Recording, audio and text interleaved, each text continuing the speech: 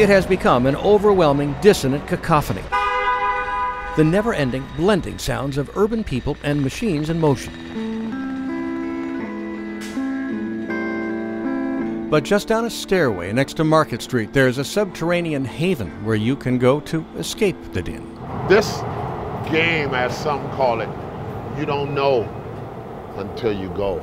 I wanna go. Maybe you've never heard of Earl Gadsden. I wanna go. But around the BART system, they know his face and music. And he's not alone. If you can make it here, you can make it anywhere. My parents want me to be a doctor, but look what I'm doing here. What he's doing is rush hour in BART's Embarcadero station. It exemplifies Darwinism in music. Anybody will tell you there aren't that many gigs.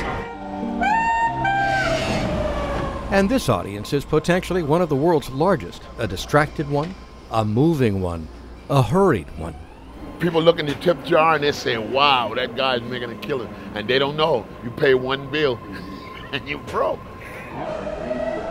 Any rapid transit station in any big city reinforces the notion that the closer we find ourselves to strangers, the more distance we tend to need. Music pulls people together. I see a lot of people who wish they had time to stop.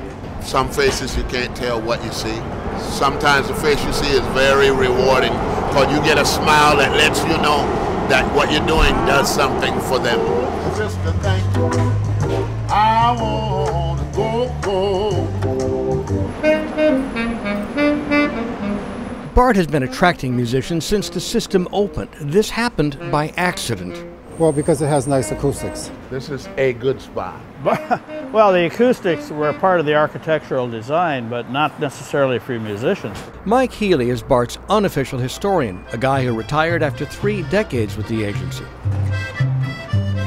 Mike remembers how BART tried to keep musicians out at first. In 1987, it took a lawsuit by a now-dead violinist named Nicholas Leiser to guarantee their place here.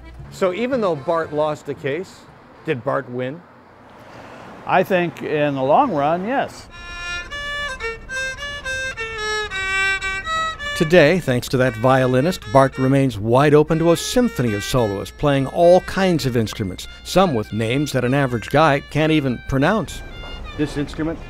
Ow. Ow. Ow. Oh. Ow. Ow. Ow.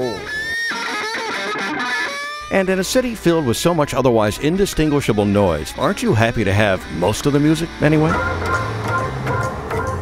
By now, guys like Earl Gadsden are as much a part of BART as the trains and the turnstiles. More than the structure, even. They are the soul of the place. Man, what I'm giving is priceless. It's real, man.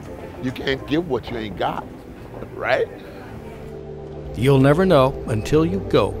At San Francisco's Embarcadero BART station, Wayne Freedman, ABC 7 News. Thank you, thank you.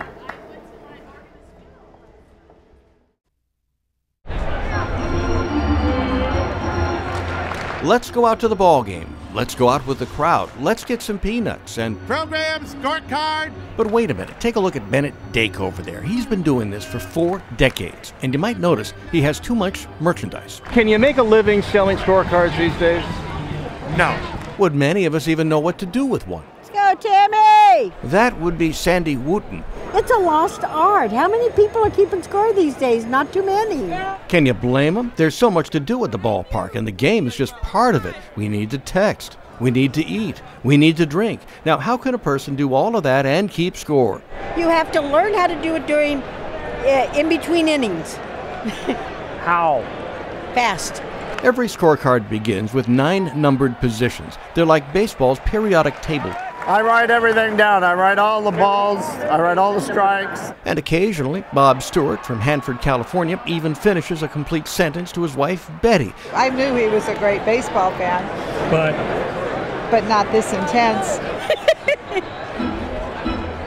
Sandy and Bob are vestiges of an era when fans dressed up for games and brought pencils and paper and followed a scoring system first devised by Henry Chadwick. Henry Chadwick, the father of baseball. Nowadays, if there's such a place as a national preserve for scorekeeping, it would be here, the press box. It keeps you in the game. You're on every pitch. It takes you out of the flow of everyday life and into the flow of the national pastime. In the press box, it's tradition that people don't cheer because they're working. They're busy scribbling squiggly lines and styles as distinctive as signatures. Green is a switch hitter. If you think Ray Ratto writes colorfully, his scorecards are practically psychedelic. It's what happens when you spend too many years in Catholic grammar school. It tells me the sequence of events. And that's all that matters. He had 2 strikes and 2 balls, and he struck out swinging. Baseball, you see, is subtle. Its games and seasons unfold like novels. A scorecard, the ultimate souvenir. I have the one from the perfect game. One more for the book. The family that scores together Stays together. At AT&T Park, Wayne Freedman, ABC 7 News.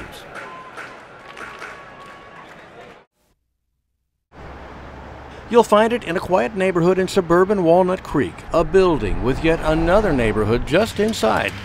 A piece of small-town Platonic America, except for the Godzilla factor. Now, hey, we got passengers. We got to get them to their destination. Indeed, they do. All aboard the Diablo Valley lines, as elaborate a model railroad as you'll find in all creation. We try to make as realistic as we possibly can. It's a world in a microcosm that guys like Ted Moreland and Jim Harrison, among others, manipulate with a benevolent efficiency. 1.5 miles of HO gauge track in one room, 10 trains sometimes running at once. And you know what's most amazing? Occasionally it all works. Occasionally. It was working. What happened? It was working. You walked in. It's your fault. The Walnut Creek Model Railroad Society formed in 1948. They opened this building in 1975 and never looked back. Elaborate? You've never seen such elaborate. The group has a reputation for staging shows featuring every act of nature short of a solar eclipse. How do you get around in this joint? Well, you use the duck unders. What you're looking at now is kind of like the Wizard of Oz deigning to take us behind his curtain, beneath the trains, through a labyrinth of secret passageways the public never sees. Is this any way to build a railroad? Oh, yeah.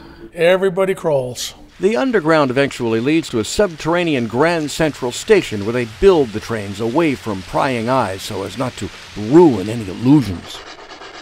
Back upstairs if you wonder how they keep all those trains from bumping into each other. Well, the answer is technology. Old technology. This array of switches, cables, and relays once routed telephone calls for AT&T. And it'll last. To hear model railroaders tell it, the detailing, the adjustments, the constant shuttling of equipment, they all come with the turf. It's like, this isn't finished. We're not done yet. This entire model railroad will never, ever be done. Not even after 6 decades. From Walnut Creek, Wayne Freedman, ABC 7 News.